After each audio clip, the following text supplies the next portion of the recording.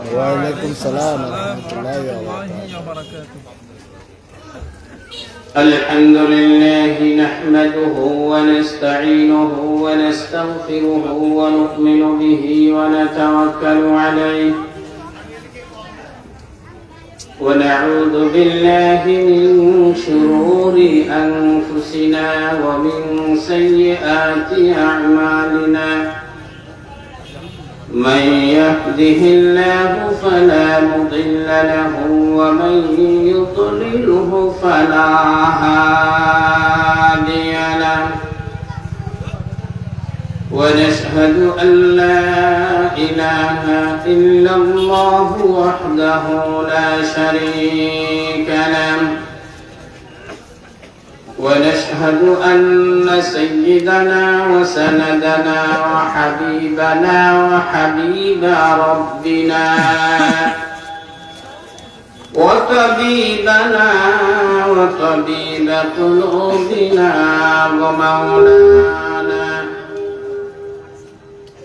ومولانا محمدا عبده ورسوله الذي أرسله بالحق بشيرا ونذيرا وداعيا إلى الله بإذنه وسراجا منيرا أما بعد فقد قال الله تعالى في كلامه المجيد وفرقانه الحميد أعوذ بالله من الشيطان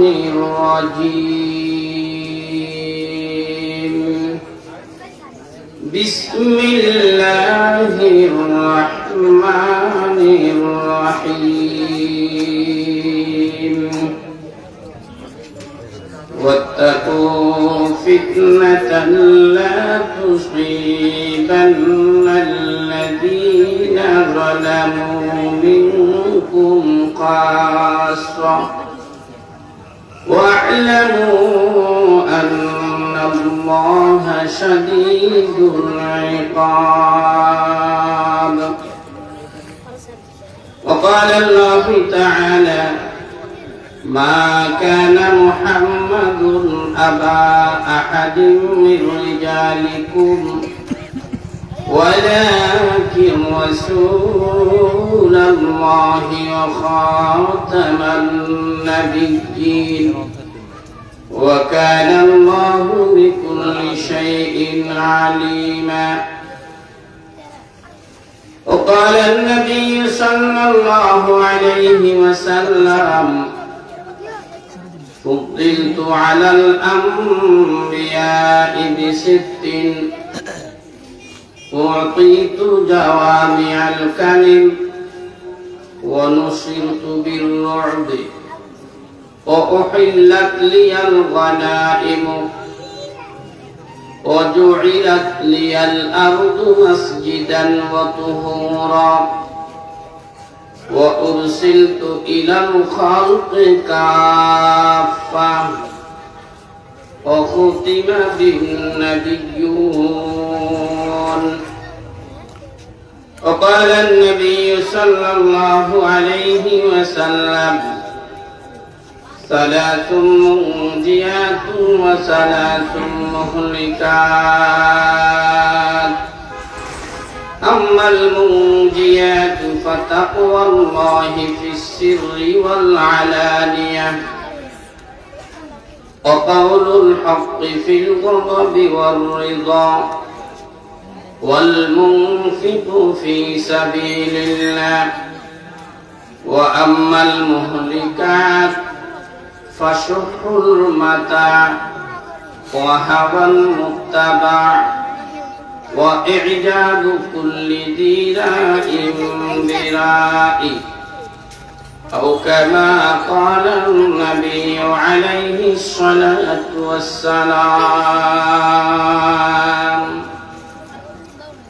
محبة الشتى شباب درود الدهين قري اللهم صل على محمد وعلى آل محمد كما صليت على إبراهيم وعلى آل إبراهيم إنك حميد مجيد اللهم بارك على محمد وعلى آل محمد كما باركت على إبراهيم وعلى آل إبراهيم إنك حميد مجيد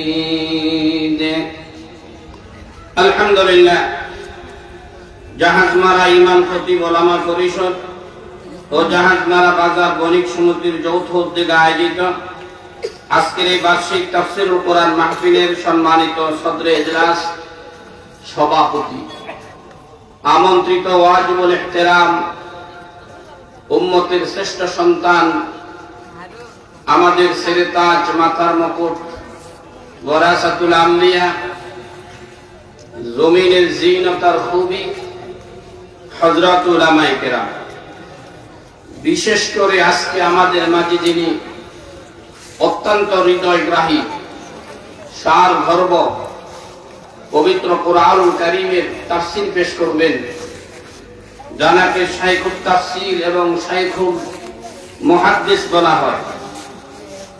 অত্যন্ত কষ্ট স্বীকার করে যিনি এসেছেন আল্লামা খুরশিদ আলম কাসেমি, কারা নির্যাতিত আলেমে দ্বীন। ওনার আলোচনা শুনবার জন্য আমি নিজেও আশিক হয়ে আছি। উপস্থিত সম্মুখপানে দাদা ও বাবার সমবয়সী মুরব্বিয়ানে ইজম, যুবক বন্ধুগণ,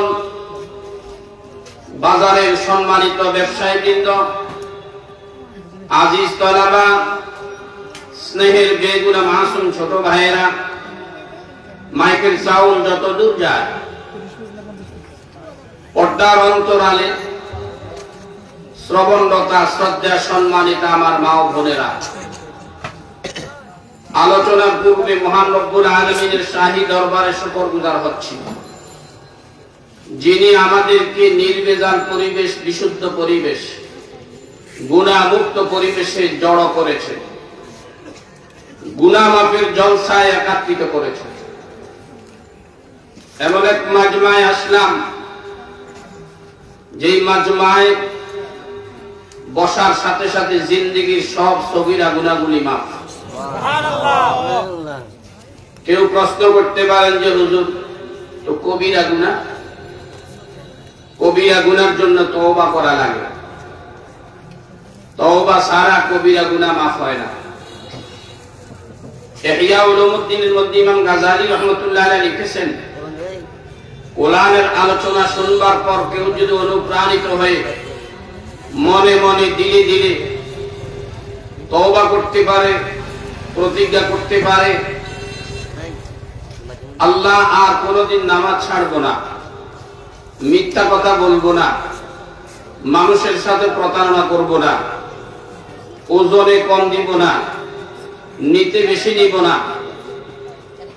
মানুষের ইজ্জত নষ্ট করব না, এ যদি মনে মনে তওবা করতে পারে, আমার আল্লাহ মনের খবর রাখেন কি রাখেন না? জানেন কি জানেন না? আল্লাহ তাআলা তার ওই গোলামের সগীরা গুনার সাথে সাথে কবিরা গুনাহগুলো মাফ করে দেন। ইমাম গাজালি রাহমাতুল্লাহ আলাইহি লিখেছেন, কোরআনের আলোচনা শুনতে গিয়া সকলের মেজাজ আর রুচি সমান না। কাহারও রুচি হলো হুজুর কি বলে, কথাগুলি দামি কিনে একটু শুনবো, কাহারও রুচি হলো হুজুরের কণ্ঠ ভালো কিনে একটু দেখবো, কাহারও রুচি হলো বাচনভঙ্গি কেমন একটু দেখবো, কাহারও রুচি হলো হুজুরটা দেখতে কেমন, কাহারও রুচি হলো মাজমায় উপস্থিতি কেমন, কাহারও রুচি হলো মাজমার অবস্থানটা কেমন। এক একজন এক এক রুচিওয়ালা। আর কাহারও রুচি হলো দ্বীনের কথা শুনি দেখি আখিরাতের পথ সহজ হয় কিনা। হাজারো রুচির লোক এখানে, ঠিক না ঠিক? এই মাজমা এমন দামি মাজমা, মদিনার নবী বলেছেন হুম কওমুন লা ইয়াস্তাজারিচুন। এটা এমন একটা মাজমা, এখানে কেউ যদি একটু উঁকি মারি তাকাইছে, বক্তা কেমন, উপস্থিতি কেমন, স্টেজ কেমন, প্যান্ডেল কেমন, শুধু উঁকি মারি তাকাইছে, সেও বঞ্চিত হবে না। সুবহানাল্লাহ। ইমাম গাজ্জালী রহমাতুল্লাহ আলাইহি বলেন, এখানে কিছু লোক আছে থাকতো মনে মনে তওবা করবে, তওবা করার মতো মনে দিলে কোনো স্পৃহা আসে না, কিন্তু একটা লোক মাজমায় বসে মনে মনে ধীরে ধীরে তওবা করছে। ওই একটা লোকের উছিলায় আল্লাহ পাক মাজমায় যারা আছে সকলের কবিরা গুনাহগুলো মাফ করে দেয়। আমিন। এই মুবারক জলসায় আসা থেকে আমরা খুশি না বেজার? খুশি। কারা কারা খুশি একটু মালিকের হাত তুলে দেখা। নারায়ে তাকবীর, নারায়ে তাকবীর। খুশি যেহেতু হয়েছি, খুশির পরে মালিকের শুকরিয়া আদায় করা এটা নৈতিক দায়িত্ব, ইমানি দায়িত্ব। আমরা সকলে একসাথে এক সুরে এক কণ্ঠে ইমানে আওয়াজটা উঁচু করে সবাই বলি আলহামদুলিল্লাহ। আমার ভাইরা, পৃথিবীতে আমরা এমন মুহূর্তে এসেছি, এমন এক সময়ের মধ্যে এসেছি, যে মুহূর্তে যেই সময় বিশ্বের সকল বেঈমানেরা তাদের অপশক্তি চালিয়ে এই পৃথিবীর মানচিত্র থেকে ইসলামটাকে মিটাই দেওয়ার জন্য উঠে পড়ে লাগছে। কথা বলে ঠিক কিনা? এমন একটা মুহূর্তে আমরা পৃথিবীতে এসেছি, পৃথিবীর হায়াতটাও একবারে ঘনিয়ে গিয়েছে। হায়াতের পর্যায়ে, চূড়ান্ত পর্যায়ে একবারে শেষ সীমায় এসে গেছে। কারণ মদিনার নবী বলেছেন, আনা ওয়াসা কাহাতাই, আমি এবং কিয়ামত এত কাছাকাছি, আমার দুটি আঙ্গুল যেরকম একটা অপরটার কাছাকাছি। আমার নবী চলে গেছেন আজ প্রায় ১৫০০ বছর হয়ে গেছে। আমার নবী পৃথিবীতে আসা এটাও কিয়ামতের আলামতের মধ্য থেকে একটা আলামাতুস সুগরা। যতগুলি ছোট ছোট নিদর্শন রয়েছে, আমার নবীর আগমনটাও এই একটা নিদর্শন। প্রশ্ন করতে পারেন যে হুজুর সেটা আবার কেমনে? আমি আপনাদেরকে বলতে চাই, আজকে বালিক সমিতি, ইমাম, খতিব, উলামায়ে কেরামের সমন্বয়ে আজকের এই মুবারক জলসা, আমাদের এই মুবারক জলসা, এই মাহফিলের প্রধান মেহমান আসেনি? জোরে বলেন। আজকের প্রধান মেহমান হলো আল্লামা খুরশিদ আলম কাসেমী সাহেব, ঠিক না বেটি? এই তাফসীরুল কোরআন মাহফিলে প্রধান মেহমানকে আগে নির্বাচিত করা হয়েছে, ওনার দাওয়াত আগে হয়েছে, এরপরে বিশেষ মেহমানদের দাওয়াত হয়েছে, ঠিক না বেটি? আচ্ছা, এবার প্রধান মেহমানের আমন্ত্রণটাও আগে, দাওয়াতটাও আগে। আমার হাতে একটা লিফলেট আছে, এখানের মধ্যে ওনার নামটাও আগে, বিশেষ মেহমানদের নাম পরে, প্রধান মেহমানের নাম আগে। এই তাফসীরুল কোরআন মাহফিল অনুষ্ঠিত হতে গিয়ে পোস্টার যেরকম করেছে, লিফলেট যেরকম করেছে, পোস্টারে লিফলেটে যেরকম প্রধান মেহমানের নাম আগে, দাওয়াত যেরকম আগে, নামটাও। আচ্ছা, এই তাফসীরুল কোরআন মাহফিল এর জন্য প্রচার হয়েছে কিনা, মাইকিং হয়েছে কিনা? কথা বলেন। আপনারা আমার সাথে কথা বলতে হবে, কারণ আমার কথা বলার শক্তি আপনারা। যদি আপনারা বসে রইলেন, কথা বলতেছি আমি, মূলত আমার কথা বলার শক্তি আমি না আপনারা? জোরে বলেন।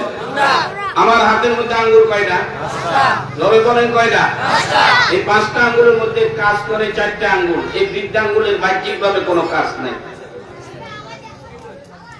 4টা আঙ্গুলেই কাজ করে, বৃদ্ধাঙ্গুলের কোনো কাজ নাই। যদিও দেখতেছি মূলত 4টা আঙ্গুলের কাজ করার জন্য একমাত্র শক্তি হলো বৃদ্ধাঙ্গুলটি। কথা বলেন ঠিক কিনা?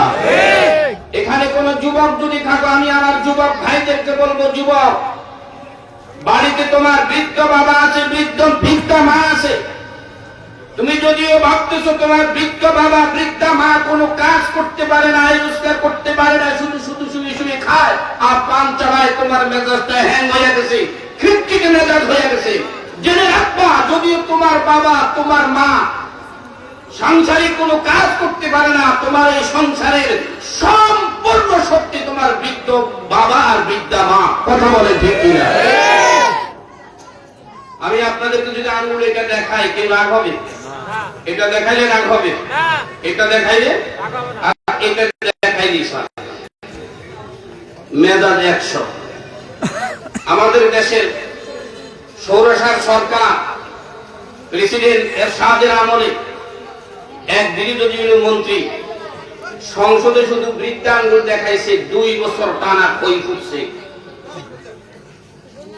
যদি আপনারা বসে রইলেন, আমার কথা বলার শক্তি একমাত্র আপনারা, আমার সাথে কথা বলতে হবে। রাজি আছি তো ইনশাআল্লাহ? সজাগ থাকবো না চুপ হয়ে থাকবো? কারা কারা সজাগ হয়ে থাকতে হাত তুলে দেখান। নারায়ে তাকবীর। আমার ভাইয়েরা, এই তাফসীরুল কোরআন মাহফিলের প্রধান মেহমানের আমন্ত্রণ আগে হয়েছে। পোস্টার এবং লিফলেটের মধ্যে ওনার নামটাও আগে, প্রচার করতে গিয়ে ওনার নামটাও আগে। সর্বপ্রথম প্রধান মেহমানের আলোচনা আগে হয়েছে, তাশরীফটি আনবে আল্লামা খুরশিদ আলম কাসেমি, তারপরে বিশেষ মেহমানদের। এবার এই তাফসীর মাহফিলের যখন প্যান্ডেল লাইটিং মাইকিং সব হয়েছে, এখন আলোচনা চলতেছে। আপনারাই বলেন তো, যে প্রধান মেহমানকে আগে আমন্ত্রণ করা হয়েছে, লিফলেটের নামটাও আগে দেওয়া হয়েছে, প্রচার করতে গিয়ে নামটাও আগে হয়েছে, এবার আলোচনার জগতে তিনি আগে আসবে না পরে আসবে? জোরে কোন? কেন কেন? বিশেষ মেহমানদের তাশরীফ আগে, যদিও তার নামগুলি পরে, দাওয়াত যদিও পরে, প্রচার করতে গিয়া যদিও পরে। বিশেষ মেহমানদের আলোচনা আগে, প্রধান মেহমানের আলোচনা পরে। যেহেতু প্রধান মেহমানকে উসিলা করে আজকের এই তাফসীর, প্রধান মেহমান তার আলোচনা করে কেন? কারণ হচ্ছে প্রধান মেহমান আলোচনা করার পর আর এই লাইটিং মাইটিং প্যান্ডেল শ্রোতা কেউ থাকে না, সবাই বিদায় হয়ে যায়। কথা বলেন ঠিক কিনা? আর আল্লাহ ওই পৃথিবীর প্যান্ডেলটাকে সাজাইবার জন্য প্যান্ডেল দিলেন আসমানুস সামা সাকফান মাহফুজা, এই জমিনটাকে বিছানা বানাইলেন, ওয়াল আরদা ফারাশনাহা ফানি'মাল মাহিদুন।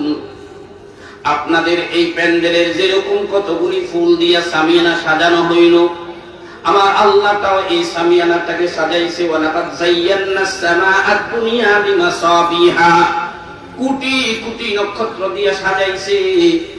এবার আপনাদের যেরকম লাইটিং এর ব্যবস্থা হয়েছে, আমার আল্লাহ সূর্য চন্দ্র দিয়া লাইটিং এর ব্যবস্থা করছে। এবার মাহফিল শুরু হইতে গিয়া বিশেষ মেহমান আদম পয়গম্বর, ওনার থেকে বক্তব্য শুরু হইতে হইতে এই পৃথিবীর প্যান্ডেলের প্রধান মেহমান আমাদের প্রিয় নবী মুহাম্মদুর রাসূলুল্লাহ সাল্লাল্লাহু আলাইহি ওয়াসাল্লাম, ওনার আগমনটা পরে। কারণ ওনার বক্তব্যের পর পৃথিবী আর বেশি দিন থাকবে না, সব বক্তাদের বক্তব্য শেষ। প্রধান মেহমান আমাদের প্রিয় নবী, ওনার বক্তব্য শেষ। এই জন্য ওনার বক্তব্যে তিনি বলে গেছেন, আনা ওয়াসাকা হাতাইন, আমি এবং কিয়ামত এত কাছাকাছি, দুটি আঙ্গুল যেরকম কাছাকাছি। আমার নবী পৃথিবীতে আসা এটাও পৃথিবীর প্যান্ডেল ভেঙে যাওয়ার, কিয়ামত কায়েম হওয়ার এটাও একটা প্রমাণ। এমন এক মুহূর্ত আমরা পৃথিবীতে এসেছি, পৃথিবীর হায়াত একবারে ঘনিয়ে গিয়েছে। আঙ্গ সমাজে একটা কথা আছে, মানুষ যখন বুড়া হয়ে যায় তখন মানুষকে হাজারো রোগে চেপে ধরে। কথা বলেন ঠিক না বেঠিক? মুসলমান, পৃথিবীতে আমরা একবারে শেষ মুহূর্তে আসার কারণে আমাদের ঈমানটাও বড় দুর্বল। এই ঈমানের দুর্বলতার কারণে বেঈমানেরা তাদের অপশক্তি চালায়া এই জমিন থেকে মুসলমানকে নিপাত করার জন্য তারা উঠে পড়ে লাগছে। কথা বলেন ঠিক কিনা? আজকে সমাজে যত অন্যায় অত্যাচার অবিচার জুলুম নির্যাতন পাপাচার হয়, সবগুলির মূলে হলো আমাদের একমাত্র ঈমানের দুর্বলতার কারণ। কথা বলেন ঠিক কিনা? একজন ডাক্তার গেলেন, একজন রোগী গেলেন ডাক্তারের কাছে চিকিৎসা নেওয়ার জন্য। ডাক্তার সাহেবের চেম্বারে যাওয়ার পর পিএস বলল, ডাক্তার সাহেবের ভিজিট পরিশোধ করেন। বলে কত? 1005 টাকা। এবার রোগী 1005 টাকা ভিজিট পরিশোধ করার পর পিএস বলতেছে, আপনার সিরিয়াল নিয়ে নেন। আপনার সিরিয়াল হলো 3 মাসের মাথায়। কয় মাস? রোগীর মেজাজ গরম হয়ে গেছে। 1005 টাকা ভিজিট পরিশোধ করলাম, এখন আমার সিরিয়াল 3 মাসের মাথায়, ব্যাপারটা কি? অনেকেই বলতেছে কোনো ঝামেলা নাই, রোগী ভালো, ডাক্তার ভালো, তার রোগী বেশি। ভালো করে দেখে, রোগী ভালো করে দেখে, কষায় না, কষায় না। বর্তমান আমাদের দেশের শতকরা 80% ডাক্তার তারা কষায়। কথা বলেন ঠিক কিনা? আপনি দেখবেন ডাক্তারের কাছে গেলে আপনি 800 টাকা 1000 টাকা ভিজিট পরিশোধ করার পর ডাক্তারের চেম্বারে গেলেন, আপনার কি সমস্যা আপনি বলতেছেন, ডাক্তার মেডিসিন সব দেখতেছে, সব লেখা শেষ। এরপরে উনি পরীক্ষাগুলি লিখবে, আপনি এই পরীক্ষা করান, এই পরীক্ষা করান, এই পরীক্ষা করান। আমার কথা হলো, পরীক্ষা যদি একান্ত প্রয়োজনে হয়, আপনি পরীক্ষাগুলো করাইবার পর কি রোগ নির্ণয় করে ও মেডিসিন লিখবেন। মেডিসিন গুলো আগে লেখা হয়, এরপরে পরীক্ষার জন্য সবগুলা কলম ধরা হয়। আপনি 5000, 6000, 7000, 10,000 টাকা আপনি পরীক্ষার পয়সা দিয়ে এবার পরীক্ষার কাগজগুলি ডাক্তারের সামনে পেশ করলে ডাক্তার কয় ওষুধ যেগুলো সেগুলো চলবে। তো আপনি তো মেডিসিন তো আগেই লিখে ফেললেন, এই পার্টিটা করলেন কেন? তার মানে সে কসাইগিরির কাজ করেছি। কথাটা নিতে লাগে। তবে ইল্লা মাশাআল্লাহ 80% বলেছি, 20% ভালো সৎ ইনসাফগার ডাক্তার জমিন আছে না নাই? আছে। রোগী ভাবলেন নিশ্চয় ডাক্তার ভালো, চলে আসলেন বাড়িতে 3 মাসের মাথায়। এবার যখন ডাক্তারের চেম্বারে গেলেন, ডাক্তার সাহেব রোগীকে বলতেছে, আপনার কি কি সমস্যা সব বলেন, কারণ রোগীর কোন রোগ ডাক্তারের কাছে গোপন রাখা যায় না, তখন তো চিকিৎসা হবে না। ডাক্তার সাহেব বলল, আপনার কি কি ঝামেলা বলেন তো। রোগী বলতেছে, ডাক্তার সাহেব ঠিক মতন চোখে দেখি না, দূরে কে দাঁড়িয়ে আছে তাকে চিনি না, মানুষ না গাছ তাও আওয়াজ করতে পারি না, কাছে আসলে মোটামুটি অনুমান করা যায়। ডাক্তার সাহেব বললেন, এটা আপনার বাহ্যিকতার কারণ। আর কি সমস্যা বলেন? ডাক্তার সাহেব কানে ঠিক মতন শুনি না, কাছে এসে কানের কাছে যদি কেউ চিল্লায় বলে তখন একটু করে শোনা যায়, না হয় শুনি না। ডাক্তার সাহেব বললেন, এটাও আপনার বাহ্যিকতার কারণ। আর কি ঝামেলা? এ ডাক্তার সাহেব ওযু ঠিক মতো রাখতে পারি না, ঘন ঘন ওযু নষ্ট হয়ে যায়।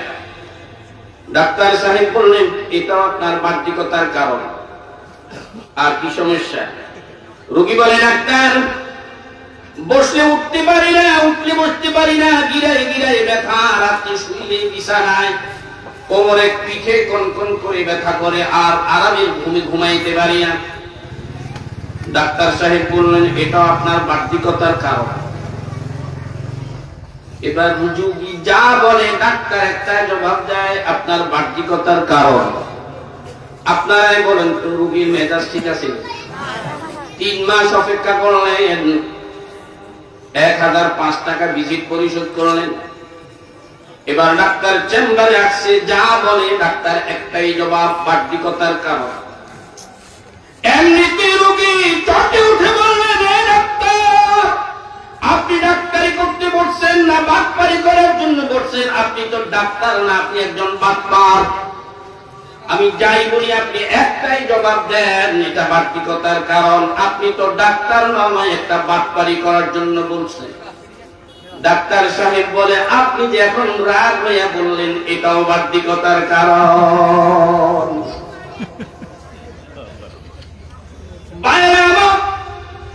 ঠিক জমিনের মধ্যে চোরে চুরি করে ইমানের দুর্বলতার কারণ, ডাকাতি ডাকাতি করে ইমানের দুর্বলতার কারণ, সন্ত্রাসে সন্ত্রাসী করে ইমানের দুর্বলতার কারণ। কথা বলেন ঠিক কিনা?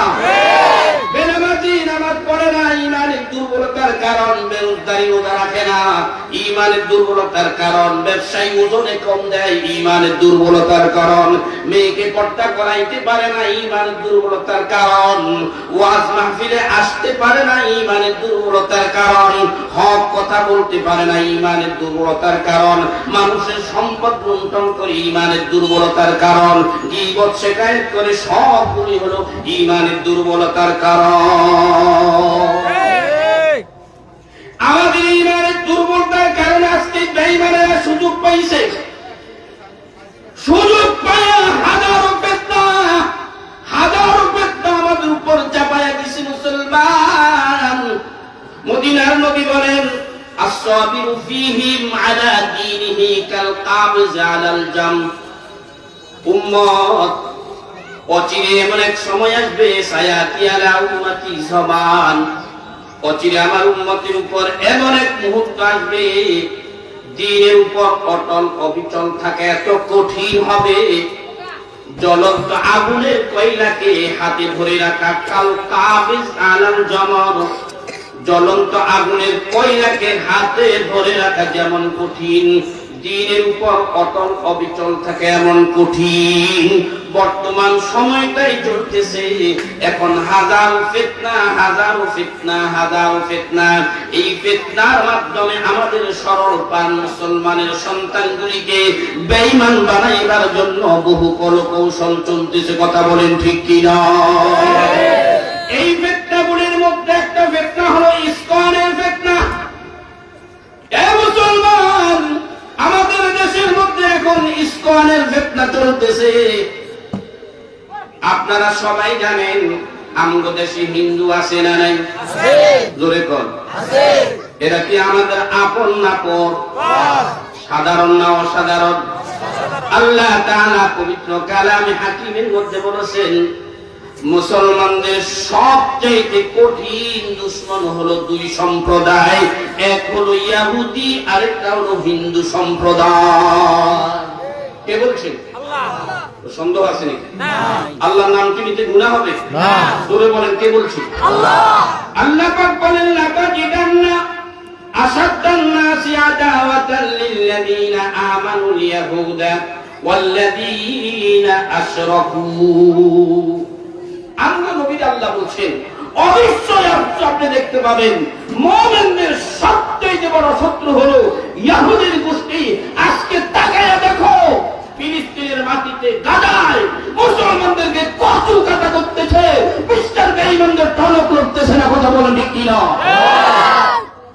আর হলো হিন্দুবাদী, ওরা আমাদের আপন নয়। এই হিন্দুদের এক সম্প্রদায় হলো ইসকন। এরা চূড়ান্ত পর্যায়ের সন্ত্রাস, উগ্রবাদী। আমাদের মুসলমানদের মেয়েদেরকে তারা উত্তপ্ত করে, প্রেমের লোক দেখায় আস্তে করে নিয়ে তাদের ইজ্জত নষ্ট করে। কথা বলেন ঠিক কিনা? আরেকটা এখন ফিতনা চলতেছে, নতুন করে আরেকটা ফিতনা চলতেছে, বিটিএস এর ফিতনা। আমাদের দেশে পুরুষ মাদ্রাসার পাশাপাশি মহিলা মাদ্রাসা আছে না নাই? এলমে দ্বীন শিক্ষা করা পুরুষের উপর যেরকম জরুরি, নারীদের উপর জরুরি। মুসলমানিত্ব টিকাইতে হলে ও মুসলমান, পুরুষের উপর এলমে দ্বীন শিক্ষা করা লাগবে, নারীদের উপর এলমে দ্বীন শিক্ষা করা লাগবে। মহিলা মাদ্রাসা আমাদের দেশে রয়েছে। এখন বিটিএস এর ফিতনা চলতেছে। এরা আস্তে করে মহিলা মাদ্রাসা গুলা এখন মনোনিবেশ করে এই মেয়েগুলার সাথে তারা বিভিন্ন সঙ্গীত শিখায়া তাদের সাথে প্রেমের সম্পর্ক করে।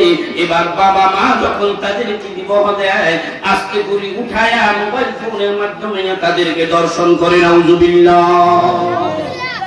এই ফিতনাগুলির মধ্য থেকে এখন আমাদের সমাজের মধ্যে আরেকটা কঠিন ফিতনা চলতেছে, হিজবুত তাওহীদের ফিতনা।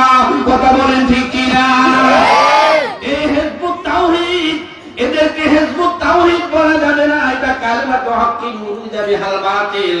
নামটা দিছে সুন্দর, মূলত এর ভিতরে হলো কেদা ফুলের মতো, উপরে দেখতে বড় সুন্দর, ভিতরে তিতা।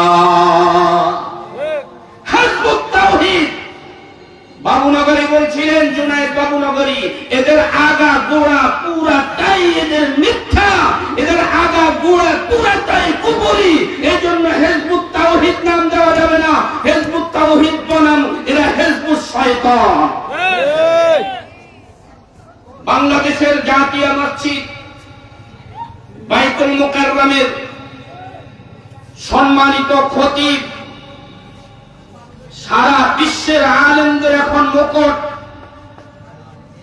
আমাদের সকলের মুক্তমণি আল্লামা আব্দুল মালিক হাফিজাহুল্লাহ, তিনি স্পষ্ট ভাষায় বলেছেন, হিজবুত তাওহীদ এটা হিজবুত শয়তান, এরা পুরোটাই কাফের।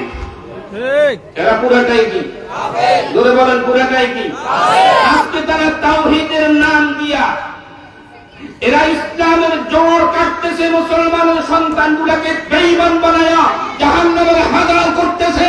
এরা মূলত ইহুদিদের দালাল। এরা উলামায়ে কেরামকে বলে ধর্ম ব্যবসায়ী। উলামায়ে কেরামকে কি বলে? ধর্ম ব্যবসায়ী বলে। আর উলামায়ে কেরাম তো ধর্ম ব্যবসায়ী নয়, তোমরাই হিজবুত তাওহীদ ধর্মের নাম দিয়া তোমরা ব্যবসা করে যাচ্ছ। কথা বলেন ঠিক কিনা? এই হিজবুত তাওহীদের ফিতনা এখন তুষের আগুনের মতো ছড়িয়ে ছিটিয়ে আস্তে আস্তে করি এইভাবে ঈমানগুলো খেয়ে ফেলতেছে। তাদের ভ্রান্ত আকীদা, এটা ইসলামের সাথে, কোরআনের সাথে, হাদিসের সাথে সাংঘর্ষিক হওয়ার কারণে তাদের সাথে আর মির্জা গোলাম আহমদ কাদিয়ানির সাথে কোনো তফাৎ নাই। মির্জা গোলাম আহমদ কাদিয়ানি যেরকম কাফের, হিজবুত তাওহীদেরাও কাফের। বলেন এরাও কি কাফের? এখন হিজবুত তাওহীদ এটা তুষের আগুনের মতো চলতেছে। আপনারা হুঁশিয়ার থাকবেন, সচেতন থাকবেন, কারণ এই পৃথিবীর এই জমিনের একমাত্র গৃহস্থানা বান্দা মুসলমান। ঘরের গৃহ যদি ঘুমিয়ে থাকে, ওই ঘর চুরি হওয়া, ওই ঘর থেকে ডাকাতি হওয়া সম্ভব। গৃহ যদি সজাগ থাকে, ওই ঘর ডাকাতি হওয়া যায় না, চুরি করা যায়। আজকে আমরা সবাই ঘুমিয়ে গেছি ঘুমের সাগরে, যার কারণে চোরেরা, বেঈমানেরা আমাদের শ্রেষ্ঠ সম্পদ ঈমানটাকে চুরি করার জন্য হাজারো ষড়যন্ত্রের জাল পেতে আছে মুসলমান, আমাদের খবর নাই। উত্তরবঙ্গের দিকে তাকায়া দেখেন, হাজার হাজার হাজার হাজার মানুষ ঈমান হারা হয়ে জাহান্নামের হাজাল হচ্ছে। আমি আপনাদেরকে বলতে চাই, আপনাদের বাড়ি ঘরে বিড়াল আসেনি? বিড়াল, হ্যাঁ, বিড়াল যেই ঘরে থাকে সেই ঘরের ইঁদুরের উৎপাত থাকেনি। এখন বিড়াল আসে ঠিক, বিড়াল যদি ঘুমায়া পড়ে, রাত্রি ইঁদুরের কি উৎপাত, সারা ঘর যেন তুলে ধরবে। এবার বিড়াল শুইয়া রয়েছে, একটু দুর্বল, অলস, এরপরও ইঁদুরের উৎপাতে তারও প্রচন্ড ক্ষুধা লাগছে। ইঁদুরের লাফালাফি দেখে সে কি করছে, শোয়ার থাইকাই শুধু এমনি মেও করছে। মেও এক মেও করাতে ঘরের ভিতরে যদি শত শত ইঁদুর থাকে, মুহূর্তের ভিতরে তারা স্তব্ধ হয়ে পলাইতে বাধ্য। কথা বলেন ঠিক কিনা? এই জমিনের ভিতরে আমরা মুসলমান, আমরা যদি একটু সজাগ হইয়া ঈমানের আওয়াজ তুলি, এই সকল বেঈমানেরা স্তব্ধ হইয়া পলাইতে বাধ্য হবে। কথা বলেন ঠিক কিনা? আমরা তো জমিনের গিরস, ওরা তো পুরা কর্কট, এই জন্য বর্তমানে কঠিন ফিতনা চলতেছে হিজবুত তাওহীদ। হিজবুত তাওহীদের ফিতনা থেকে আমাদেরকে বাঁচতে হবে। না হাত্তাকু ফিতনাতাল লা তুসিবান্নাল্লাযিনা যালামু মিনকুম খাসসা।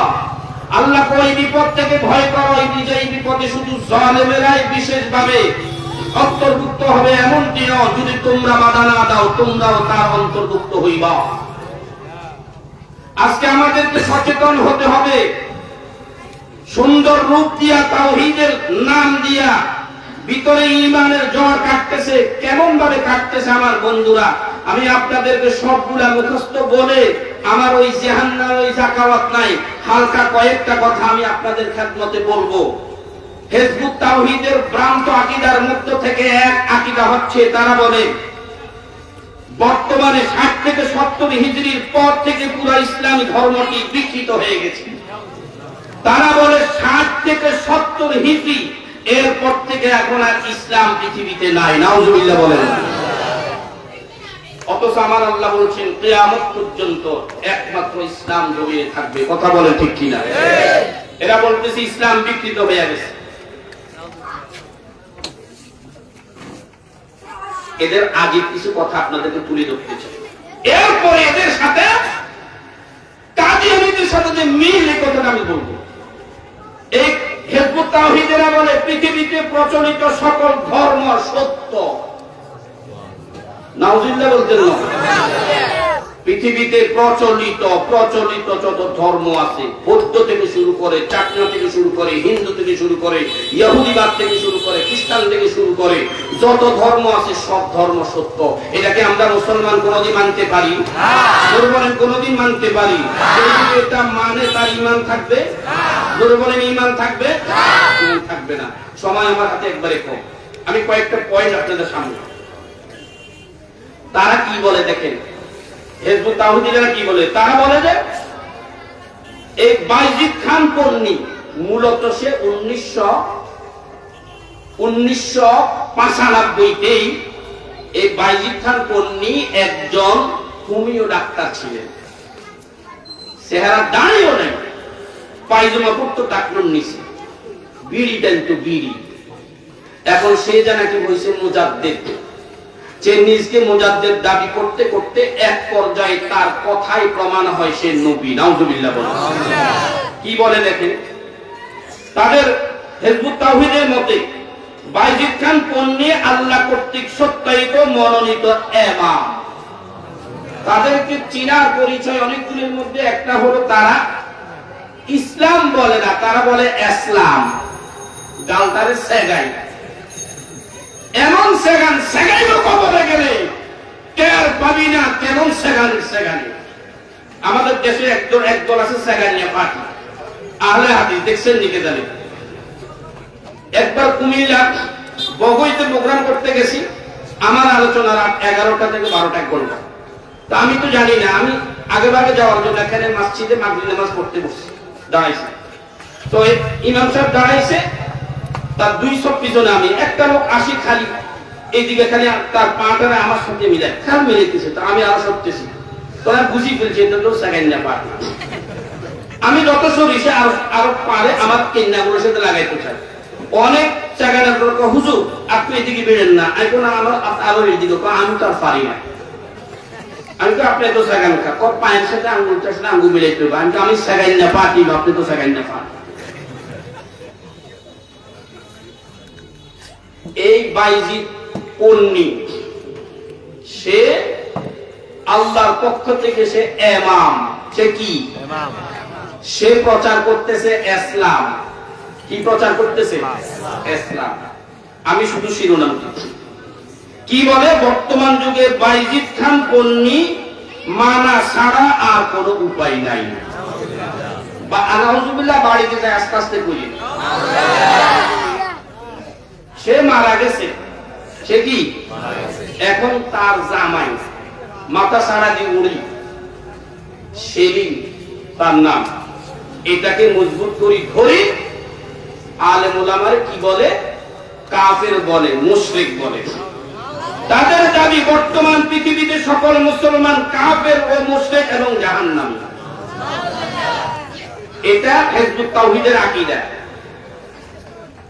তারা বলে যে কেউ যদি হিজবুত তাওহীদের একজন সদস্য হতে পারে 2 শহীদের মর্যাদা পেয়ে যাবে।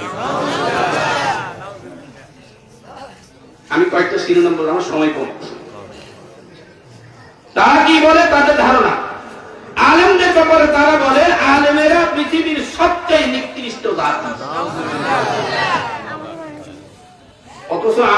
বলেছেন আল উলামা ওয়ারাসাতুল আম্বিয়া।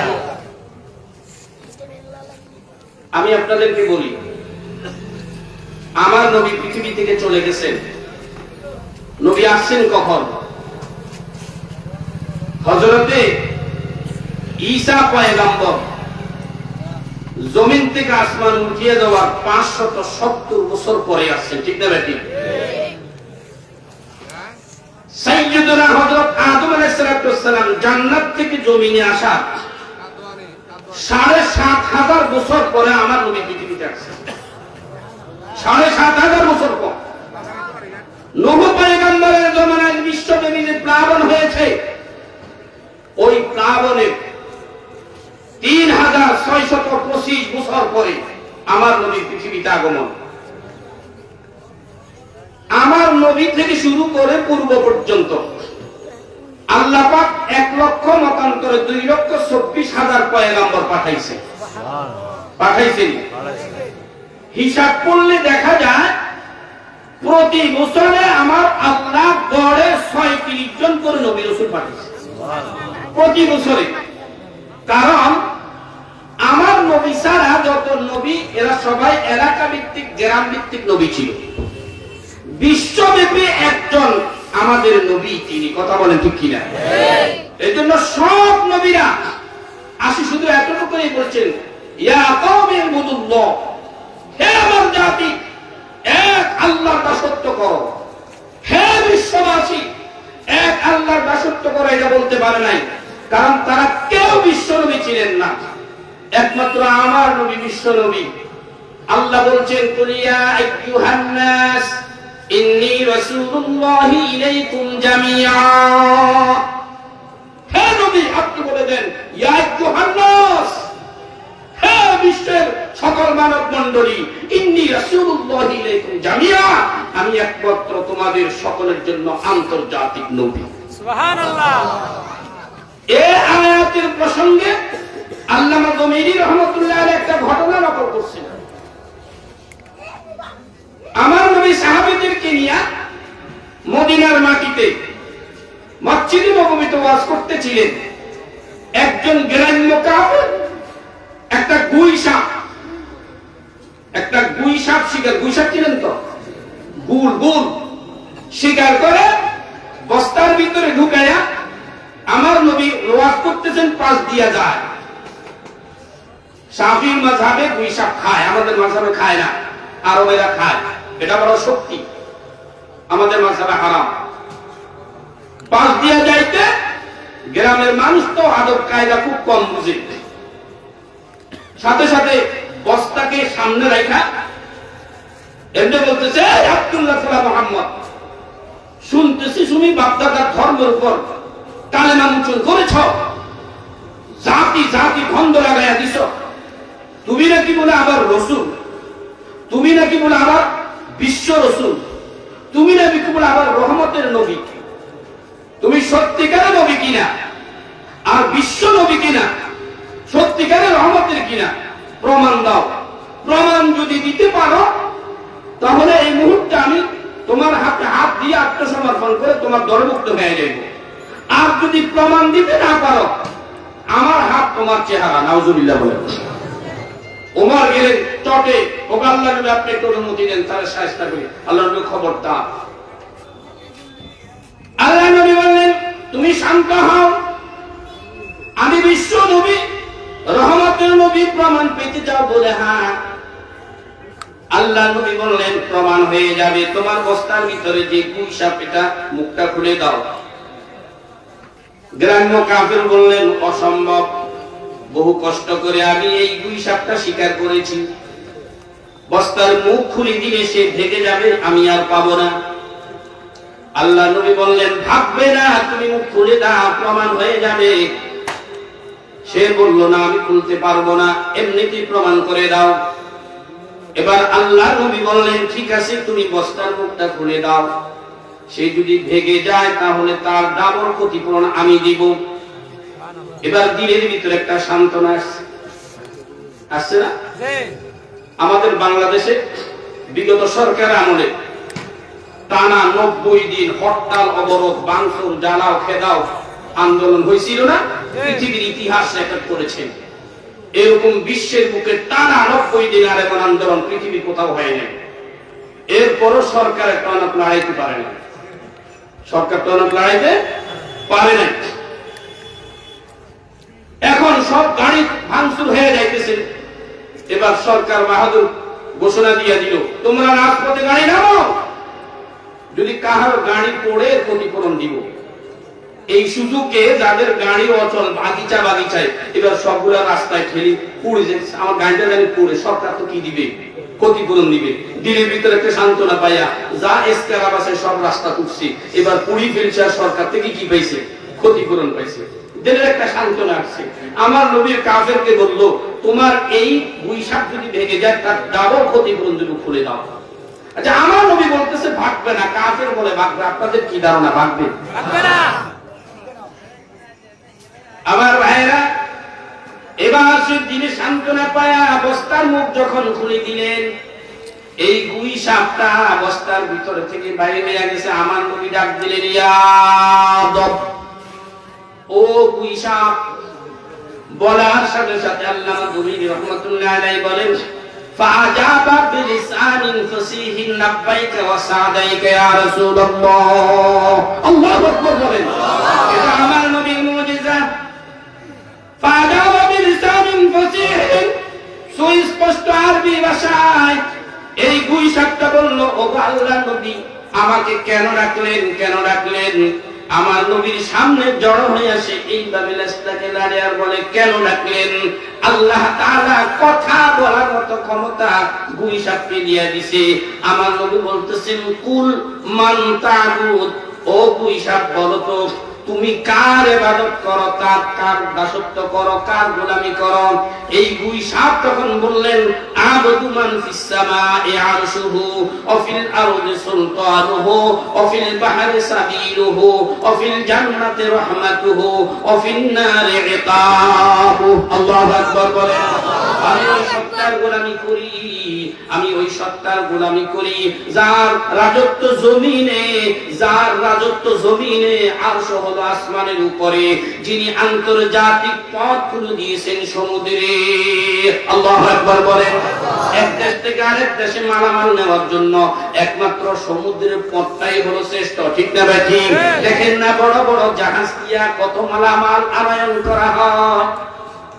যিনি আন্তর্জাতিক পথ খুলে দিয়েছেন সমুদ্রে, ওই সত্তার গোলামি করি যার সকল রহমত জান্নাতে, যার সকল শাস্তি জাহান্নামে। এবার আল্লাহ নবী বললেন, ও গুই সাপ, তুমি কার গোলামি করে পরিচয়টা দিলা? আমি কে? কুল মান আনা, আমি কে পরিচয়টা দিয়ে দাও। তখন ওই গুই সাপটা বললেন, আনতা রাসূলু রাব্বিল আলামিন ওয়া রাহমাতুল লিল আলামিন, আনতা রাসূলু রাব্বিল আলামিন ওয়া রাহমাতুল লিল আলামিন ওয়া খাতামুন নাবিয়্যিন, কাদ আফলাহা মান সাদ্দাকাকা ওয়া কাদ খাবা মান কাযযাবাকা।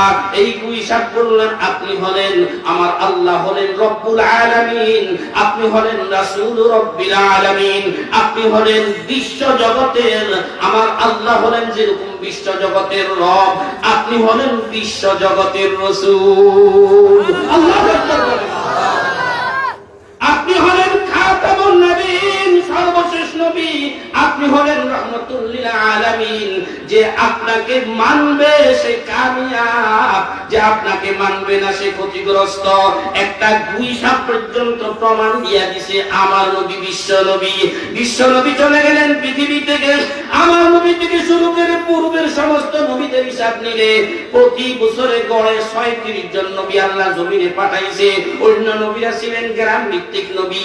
কেমনে দেখেন, বাবাও নবী, সন্তান নবী, বাবাও নবী, সন্তান নবী, নাতিও নবী, বাবাও নবী, সন্তান নবী, নাতিও নবী, নাতির নাতি নবী। আল্লাহু আকবার বলেন। ইব্রাহিম পয়গম্বর বাবা নবী, সন্তান ইসমাইল পয়গম্বর নবী, ঠিক না বেটি? ইব্রাহিম পয়গম্বর বাবা নবী, সন্তান ইয়াকুব নবী, ইসহাক নবী, নাতি ইয়াকুব নবী, নাতি নাতি ইউসুফ নবী। একই পরিবারে কত সদস্য? জাকারিয়া পয়গম্বর নবী, আবার ওনার সন্তান ইয়াহইয়া নবী, দাউদ পয়গম্বর নবী, সন্তান সুলাইমান নবী। একই পরিবারে কতজন সদস্য? গড়ে 36 জনের বেশি। হিসাব করলে জমিনে নবী রাসূল পাঠাইছে। আমর নবী পৃথিবী থেকে বিদায় হয়ে গেছেন এখন 1,500 বছর। বলেন তো কয়জন নবী পৃথিবীতে আসছে? আসেনি। যেখানে গড়ে 36 জনেরও বেশি নবী রাসূল পাঠাইছে, এখন 1,500 বছর নবী পার হয়ে গেছে, জমিনে কোনো নবী নাই। এই উম্মত কেমনে চলবে? নবী ঘোষণা দিয়ে দিবেন, আল উলামা ওয়ারাসাতুল আম্বিয়া। এই দায়িত্ব উলামাদের উপরে উত্তরসূরি রেখে দিয়েছি উলামায়ে কেরাম। এই জন্য একজন আলিম কত বড় দামি। মদিনার নবী বলেন, মান সাফাহা আলিমান ফাকান্নামা সাফাহানি। কেউ যদি কোনো আলেমের সাথে হাতে হাত মিলাইয়া মুসাফাহা করে, আল্লাহর নবী বলেন সে যেন আমি নবীর হাতে হাত মিলাইয়া মুসাফাহা করলো। আর এই কুলাঙ্গার হিজবুত তাওহীদরা কি কয়? এরা কয় আলেম উলামা আর মুসলমান এরা কাফের। নাউযুবিল্লাহ বলেন তো। হিজবুত তাওহীদরা আপনারা আপন ভাবতেছেন, এরা আমাদের চূড়ান্ত পর্যায়ের দুশমন, চূড়ান্ত পর্যায়ের দুশমন। এরা কি বলে? এরা বলে পৃথিবীতে দাজ্জাল আসবে না, দাজ্জাল আসবে না, দাজ্জাল বলতে কিচ্ছু নাই। আমার নবী বলছে কিয়ামতের পূর্বে দাজ্জাল আসবে, একে হত্যা করার জন্য ঈসা পয়গম্বর জমিনে আসবে। দাজ্জাল আসবে না যখন বলতেছে, বুঝা গেছে তারা আমার নবীর হাদিসকে মানে না। যারা নবীর হাদিস মানে না ওরা ঈমানদার না কাফের? কাফের বলেন ঈমানদার না কাফের? আচ্ছা, এরা বলে কি শুধু তাওহীদে বিশ্বাসী থাকলে চলবে, জিনা ব্যভিচার ডাকাতি হত্যা কবিরা গুনাহ এগুলা কিছুই করলে কোনো অসুবিধা হবে নাউযুবিল্লাহ বলেন না। এত অনেক কথা সময় তখন এরা কি বলে? ধর্মের যে কোনো কাজ অর্থ গ্রহণ করা হারাম। আপনারাই তাফসীর মাহফিল করতে গেছেন, দান অনুদান করছেন নি? সাহায্য সহানুভূতি হইছেনি? এরা বলে যে ধর্মের যে কোনো কাজে সাহায্য সহানুভূতি করা হারাম। অথচ আমি একটা হাদিস পড়েছি, আমার নবী বলেন 3টা জিনিস মানুষকে নাজাত আর মুক্তি দেয়, জাহান্নাম থেকে মুক্তি দেয়। তার মধ্যে একটা হচ্ছে আল মুনফিকু ফি সাবিলিল্লাহ, আল্লাহর রাস্তায় যারা দান করে আল্লাহ তাদেরকে জাহান্নাম থেকে মুক্তি দেয়। আর কুলাঙ্গাররা বলতেছে এইভাবে ধর্মের কাজে ব্যয় করলে নাকি হারাম। আমরা কি এটা মানতে পারি? জোরে বলে মানতে পারি? আচ্ছা, এরা কি বলে? গান, বাদ্য, কবিতা, চলচ্চিত্র, নাটক, অভিনয়, নাচ, মৃত্যু, চিত্রাঙ্কন, ভাস্কর্য নির্মাণ সবগুলা জায়েজ, একটাও হারাম নয়। আচ্ছা, আর কত কথা কমু, শেষ আরো অনেক কথা আছে। এরা কি বলে? বোরকা নিয়ে তারা কি বলে? এরা বলে যে বোরকা নারীদের বক্সবন্দি করেছে, নারীদেরকে গৃহবন্দী করেছে। এই বোরকার দ্বারা নারীদের অধিকার পূর্ণ করেছে, নারীদের অধিকার লুণ্ঠন করেছে। বোরকা কি আমরা ওলামারা, কুফিওয়ালারা, মোল্লারা ফরজ করছি না আরশের মালিক? কে ফরজ করছে? এখন সে বলে এই বোরকা নারীদের জন্য অধিকার পূর্ণ, এদেরকে ঘরের ভিতরে 4 দেওয়ালে আটকায় রাখা। তাহলে বোঝা গেছে তারা কোরআনের আয়াত মানে না। কোরআনের একটা আয়াতকে অবিশ্বাস করা মানে পুরো কোরআনকে অবিশ্বাস করা। এবার আপনারাই বলেন হিজবুত তাওহীদ ঈমানদার না কাফের? এই জন্য জুনায়েদ বাবু নগরী বলছেন আগামী থেকে পুরাটাই হিজবুত তাওহীদ, এরা হিজবুত শয়তান, এরা কাফের, এরা কাফের। কথা বলেন ঠিক কি না? জাতীয় মুফতি ইমাম বলেছেন আব্দুল মালিক সাহেব, এরা কাফের, এরা কোনো ফেরকা নয়, কাদিয়ানি কোনো ফেরকা নয়, এরা হলো কাফের, বেঈমান। এদের থেকে দূরে থাকতে হবে, জাতিকে সচেতন করতে হবে, হুঁশিয়ার করতে হবে, এদের থেকে জাতি বয়কট করে সম্পর্ক ছিন্ন করতে হবে। কথা বলেন ঠিক না ঠিক? আমার ভাইরা, আশ্চর্য ঘটনা শুনেন। এদের সাথে যে মির্জা গোলাম আহমদ কাদিয়ানির সাথে সম্পর্ক, আশ্চর্য ঘটনা শুনে কি কয়? হিজবুত তাওহীদের দাবি পণ্যের উপরে 10 মিনিটে 8টা মুজিজা সংগঠিত হয়েছে। মুজিজা কি মানুষের উপর আসে, ইয়া নবীদের উপর আসে না নবীদের উপর আসে? কথা কর। তাহলে সে বলতেছে, তারা বলতেছে 10 মিনিটে 8টা মুজিজা আসছে। তাদের এই কথায় প্রমাণ হয় তাদের পণ্যি সে নবী। এবার বলেন তো, আমার নবী পড়ার কোন নবী পৃথিবীতে আসবে? আরো জোরে বলেন আসবে? কেউ যদি নবুয়তের দাবিদার হয়, সেই নবুয়তের দাবিদার না মৃত্যু না প্রতারক, গুমরাহ, পথভ্রষ্ট, ঈমানদার না কাফির? এই জন্য এদের সাথে মির্জা গোলাম আহমদ কাদিয়ানির সাথে মিল। মির্জা গোলাম আহমদ কাদিয়ানি 1885-তে নিজকে মুজাদ্দিদ বলে দাবি করেছে। 79-তে নিজকে নবী বলে দাবি করে 36,000 লোকদেরকে একত্রিত করে তাদের হাতে বয়াত গ্রহণ করায়া এই ঘোষণা দিয়ে দিছে, আমি আজ থেকে নবী, আব্দুল্লাহ গোলাম মুহাম্মদ সে সর্বশেষ নবী নয়, আমি নবী। তাহলে এবার কি বোঝা গেল? হিজবুত তাওহীদ আর মির্জা গোলাম আহমদ কাদিয়ানি এরা একই সুরে গাথা। রসুন কোষে ভরা পাছায় পাছায় কি আল কুফরু মিল্লাতুন ওয়াহিদা। এটা সুন্দর দৃষ্টান্ত হলো এইভাবে, ফোলা মারে কয় মা শীতকালে একটু নানার বাড়ি বেড়াইতে যায়, রসের সিন্নি খাইতে যাও। এবার ফোলার মা স্বামীর হৃদয়ে বলে, আমার ফোলা যাবো তার নানার বাড়িতে রসের সিন্নি খাইতে, আমি যাইবো আমার বাবার বাড়িতে, একটু আমার ছুটি দেব। এখন স্বামী বাচ্চা দিলাম ছুটি, এবার তো ফোলা যাইবো তার নানার বাড়িতে, ফোলার মা যাইবো বাপের বাড়িতে, তো আমি আর বাসা বাড়িতে একা একা বসে থাকি, লাভ নেই, মশামারি কোনো লাভ নাই, আমি যাবো আমার শ্বশুর বাড়িতে। ফোলা কই নানার বাড়ি, মা কই বাবার বাড়ি, স্বামী কই শ্বশুর বাড়ি। সকাল বেলা গিয়ে দেখে যে সবাই একই বাড়ি। কথা কোন ঠিক না বেটি? আপনি হিজবুত তাওহীদ বলেন, মির্জা গোলাম আহমদ কাদিয়ানি বলেন, ইসকন বলেন, বিটিএস বলেন, ইহুদি বলেন, খ্রিস্টান বলেন, নাস্তিক বলেন, মুরতাদ বলেন, আল কুফরু মিল্লাতুন ওয়াহিদা, একই সুরে গাথা, এরা সবাই আমাদের দুশমন। এবার হিজবুত তাওহীদের যে ফিতনা চলতেছে, এর পাশাপাশি বর্তমান সমাজের মধ্যে কাদিয়ানি ফিতনাও চলতেছে। কথা বলেন ঠিক কি না? মির্জা গোলাম আহমদ কাদিয়ানি নিজের নবী বলে দাবি করে বলছে, আমি সর্বশেষ নবী, অথচ আমার আল্লাহ কয়, মা কানা মুহাম্মাদুন আবা আহাদিম মির রিজালিকুম ওয়ালাকিন রাসূলুল্লাহি ওয়া খাতামান নাবিয়্যিন। এই আয়াতের মাঝে আমরা নবী সর্বশেষ নবী ঘোষণা দিলেন কে? আরো জোরে বলেন।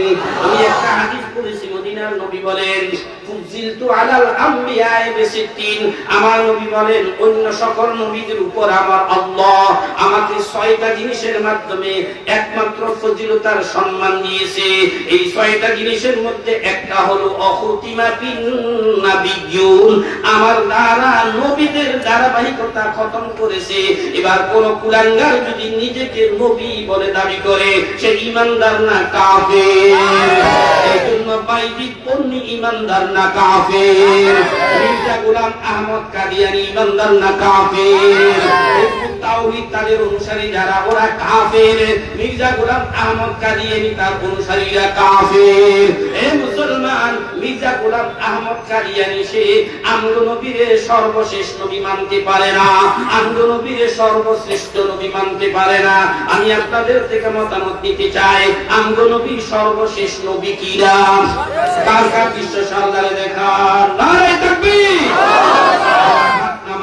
আরেকটা আপনাদের থেকে আজ করি, আমগো নবী সর্বশ্রেষ্ঠ নবী কিনা? বিশ্বাস হয় কিনা? আমগো নবীদের সর্বশ্রেষ্ঠ নবী। অনেক প্রমাণের মধ্যে আমি 2টা প্রমাণ আপনাদের খেদমতে তুলে ধরতে চাই, যদি আপনাদের ধৈর্য কুলায় বলবো নাকি? কারা কারা শুনতে? মাশাআল্লাহ, হাত নামান। এই যে চাঁদ আজকে মেরাজের এই রজবের আস্ত তারিখ, হয়তো চাঁদ উদীয়মান হয়েছে আলহামদুলিল্লাহ। শাবানের চাঁদ উদয় হয়ে গেছে, এই রজবের চাঁদ মেরাজের চাঁদ আমগো নবী যে শ্রেষ্ঠ নবী তার একটা প্রমাণ হলো আহলে সুন্নাত ওয়াল জামাতের আকীদা হলো সমস্ত নবীরা তাদের কবর মুবারকে জিন্দা। সমস্ত নবীরা কবর মুবারকে কি জিন্দা, মুর্দা না জিন্দা? জিন্দা। এটা আমাদের আকীদা, এই আকীদা পোষণ করা লাগবে। এবার আসেন তাহলে আমগো নবী রওজা খানে মুর্দা না জিন্দা? জিন্দা। বাস আল আম্বিয়া ওয়াহিয়াউন ফি কুবুরিহিম, আহলে সুন্নাত ওয়াল জামাতের আকীদা সমস্ত নবীরা তাদের কবর মুবারকে জিন্দা, আমগো নবী রওজা খানে জিন্দা। নবী জীবিত থাকা অবস্থায়, নবী জীবিত থাকা অবস্থায় যেরকম সম্মান দেখানো লাগবে, ইয়া আইয়ুহাল্লাযীনা আমানু লা তারফাউ আসওয়াতাকুম ফাওকা সাওতিন নবী ওয়া লা তাজহারু লাহু বিল কওলি কাজহারি বা'দিকুম লিবা'দিন আন তাহবাতা আমালুকুম। নবী যেহেতু রওজায় তার জিন্দা, কোন নবীর রূহানি সন্তান যখন সেখানে যাবে সেখানেও সম্মান দেখানো লাগবে কি লাগবে না? এই জন্য নবীর একজন আশিক উম্মত বড় সুন্দর করে বলেছেন, আই জাহের বাইতে নবী ইয়াদ রহে কে বেকায়দায়া জামবে সে लब बेअदबी है, आहिस्ता कदम नीचे निगाह, आहिस्ता कदम नीचे निगाह, पुश्त सदा हो काबीदा रूह रसूल अरबी है, काबीदा रूह रसूल अरबी है, पाकीदा तरज अर्श बरी जन्नत फिरदौस, पाकीदा तरज अर्श बरी जन्नत फिरदौस, आराम गहे पाक रसूल अरबी है, आराम गहे पाक रसूल अरबी है। আমার নবী মদিনার যেই মাটিতে শোয়া আছে মুসলমান, ওই মাটির দাম কত? যেই মাটির জায়গা আমার নবীর দেহ মুবারকের সাথে লেগে আছে, ওই মাটির দাম আরশ, কুরসি, লৌহ কলম, জান্নাতুল ফিরদাউসের চাইতে দামি। এইজন্য ইমাম আযম আবু হানিফা রাহমাতুল্লাহি আলাইহি মদিনা মুনাওয়ারা যাওয়ার পর, আমার নবীর রওজা জিয়ারত করার পর তাড়াতাড়ি চলে আসতে চায়, দোস্ত বাদ দেয় না, আপনি যেতে পারবেন না। থাকতে থাকতে টানা 9টা দিন থাকার পর এবার বলে আমি আর থাকতে পারবো না, আমার ধৈর্যের বাঁধ কুলাবে না। ও কি ব্যাপার? সবাই আসলে থাকতে চায়, যেতে চায় না, আপনি চলে যেতে চান, ব্যাপারটা কি? ইমাম আযম আবু হানিফা রাহমাতুল্লাহি আলাইহি বলে, শুনো, আমি 9টা দিন মদিনার মাটিতে টানা রোজাদার, এক ফোঁটা আমি পানি পান করি নাই। পানি পান করতে গেলে আমার প্রস্রাবের ব্যাগ হবে, সেই মাটিতে আমার নবী আমি কেমনে প্রস্রাব করব? আমি টানা 9টা দিন রোজাদার, এক লোকমা খানা খাই নাই, আমি যদি খানা খেতে চাই আমার বাথরুমের ব্যাগ হবে, যেই মাটিতে আমার নবী শোয়া, আমি ওই মাটিতে কেমনে বাথরুম আমি ত্যাগ করব? এই জন্য যারা মদিনায় গিয়েছেন, মক্কায় গিয়েছেন, মক্কার বাথরুমগুলি অনেকটাই উপরে আর মদিনার বাথরুমগুলি অনেকটাই গভীরে। আহলে সুন্নাত ওয়াল জামাতের 2 নম্বর আকীদা হলো নবীরা আপন আপন কবর থেকে কোথাও লড়ে না, যে যেখানে সেখানে রয়েছে। কথা বলেন ঠিক কিনা? আমগো নবী কেমন দামি নবী, কেমন শ্রেষ্ঠ নবী? কুড়াঙ্গার মির্জা গোলাম আহমদ কাদিয়ানী কয় আমগো নবী শ্রেষ্ঠ নবী নয়, সে নাকি পুরো শ্রেষ্ঠ। এ মুসলমান শুনো, আমগো নবী কেমন নবী? সমস্ত নবীরা আপন আপন কবরে সেখান থেকে লড়ে না, কিন্তু আমার আল্লাহ একটা মাত্র রাত্রের কিছু অংশের মধ্যে সমস্ত নবীদেরকে আপন আপন জায়গা থেকে উঠায়া খানায় কাবার উত্তর পাশে যে হাতিমে কাবা রয়েছে, ওই হাতিমে কাবার ভিতরে 70 জন নবী শোয়া আছে। আল্লাহু আকবার বলেন। ওই হাতিমে কাবার ভিতরে ইসমাঈল পয়গম্বরের মা হাজেরা শোয়া আছে। হাজেরা যে মিনায় কঙ্কর মারতে যায়, এর পাশে যে একটা মসজিদ আছে, মসজিদে খায়েফ, ওই মসজিদে খায়েফের নিচে 70 জন নবী শোয়া আছে। ঈসা পয়গম্বর কামার আল্লাহ আসমানে উঠায়া নিছে, সেখান থেকে সব নবীদেরকে আমার আল্লাহ রাত্রে একটা অংশের মধ্যে আমগো নবীর সম্মানার্থে একত্রিত করছে বাইতুল মুকাদ্দাসে। আল্লাহু আকবার বলেন না। আমগো নবীর বাইতুল্লাহ থেকে বাইতুল মুকাদ্দাস নেওয়ার পর জিবরাইল আমিন সমস্ত নবীদের সাথে পরিচয় করায়া এবার বলতেছেন নবীরা সবাই একত্রিত, আজকে আপনি হবেন ইমাম আর নবীরা সবাই মুক্তাদি। আল্লাহু আকবার বলুন। আমি আপনাদেরকে বলতে চাই হিজবুত তাওহীদের ইমাম নয়, আমাদের ইসলামী ইমাম। আমরা ইমাম হয়ে হিজবুত তাওহীদের মতো কাফের হতে পারবো না, আমরা জান্নাতি মেহমান হতে চাই। এজন্য আমরা ইমাম বলবো না, ইমাম বলবো। এবার আপনাদের থেকে মতামত নিতে চাই, আমরা যে মসজিদে নামাজ পড়ি, ইমাম সাহেব নামাজ পড়ায়, মুক্তাদি শ্রেষ্ঠ না ইমাম শ্রেষ্ঠ? জোরে বলেন। এই জন্য স্মরণ রাখবেন, মসজিদের ইমামরা একটু যাচাই বাছাই করে রাখবেন, কারণ ইমাম হলেন ইঞ্জিল। গাড়ির বডি যদি লড়র বড়র হয় কোনো টেনশন নাই, ইঞ্জিলটা বড় মজবুত, স্টিল খুঁজতে কোনো ঝামেলা হবে না। গাড়ির বডিটা যদি বড় মজবুত, ইঞ্জিন যদি দুর্বল হয়, জায়গায় খাড়ায় একটা বৃষ্টি জলে না পৌঁছার সম্ভাবনা। কথা বলেন ঠিক কি না?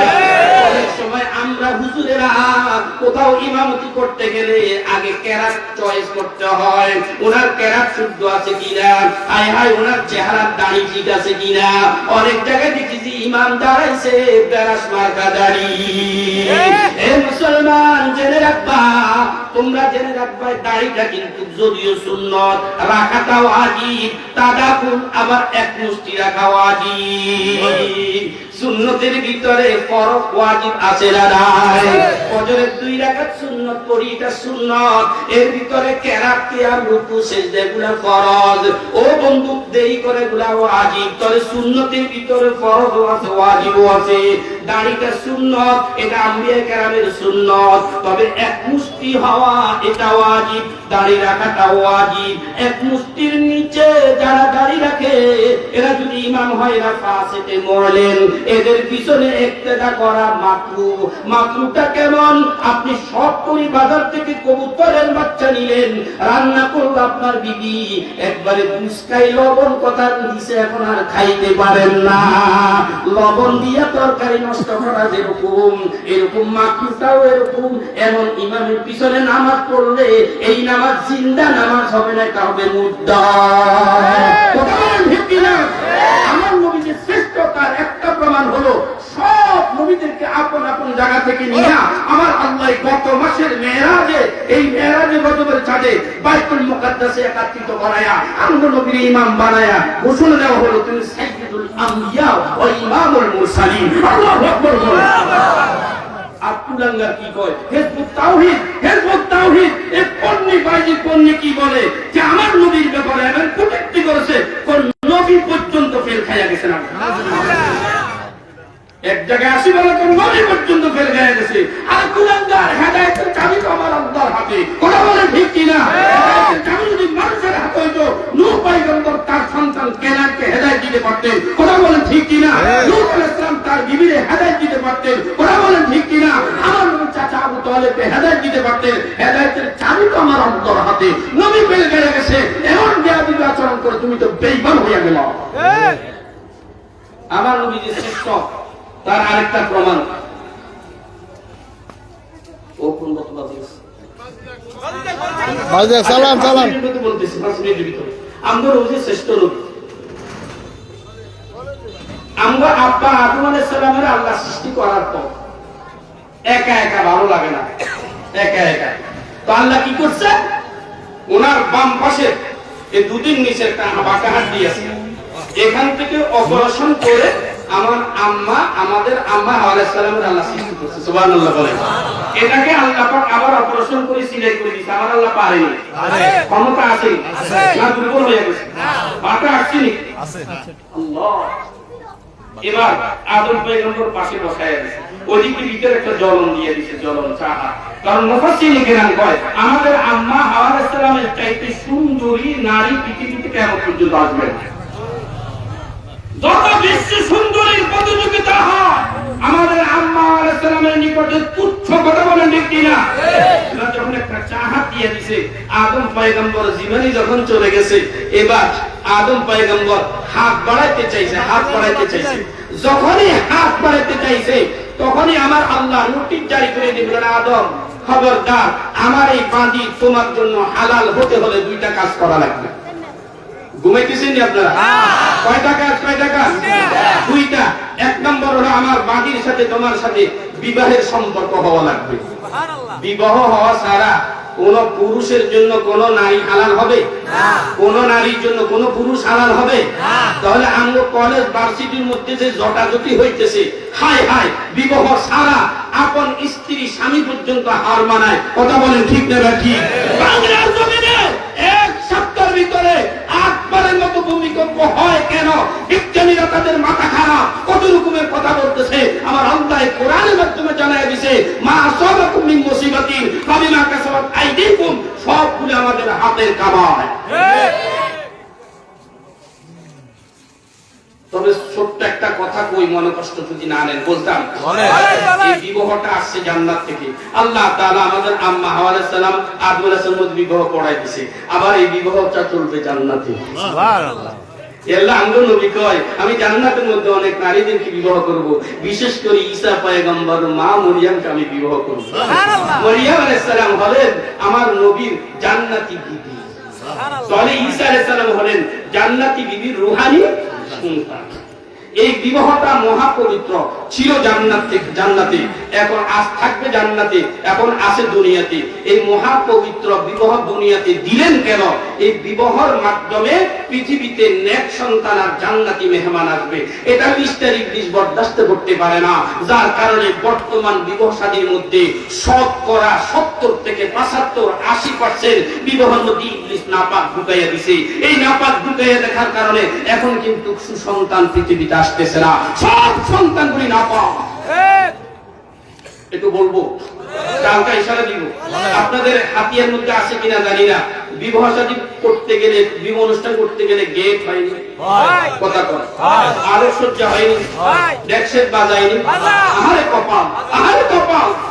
যে আলোক সজ্জা করা হচ্ছে, যে ডেকোরেশন করা হচ্ছে, যে গেট সাজানো হচ্ছে, এই টাকাগুলো যদি আখিরাতের বাক্সে জমা করতো, কিয়ামত পর্যন্ত সজ্জা জারিয়া সব। সুবহানাল্লাহ।